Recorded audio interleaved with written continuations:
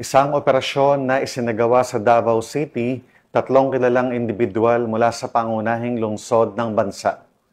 Ang inaresto dahil sa kasong statutory rape at act of lasciviousness.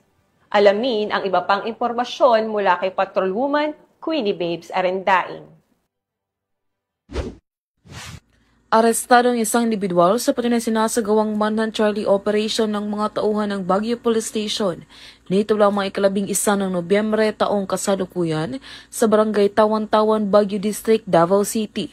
Kinilala ni Police Major Lisandro G. Bernardo, Station Commander ng Baguio Police Station ang suspect na si alias Opog, na pawang residente ng nasabing lugar at tinaguri ang top 3 city-level most wanted person.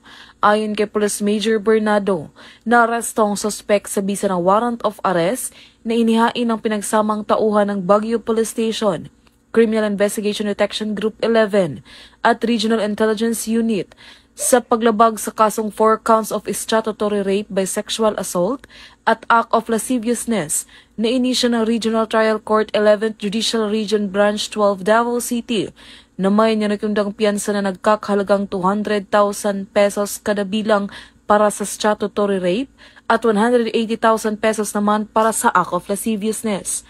Sa katunayan, ang suspect ay nasa kustodiya na ng nasabing istasyon upang dumaan sa tamang disposisyon.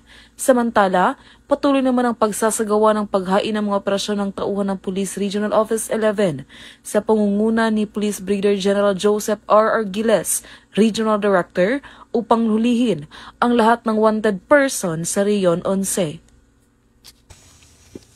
Mula dito sa Police Regional Office 11, ako yung PNN Correspondent Patrolwoman Queenie Babes Arendain, alagad ng batas, taga-taguyod ng Balitang Pulis.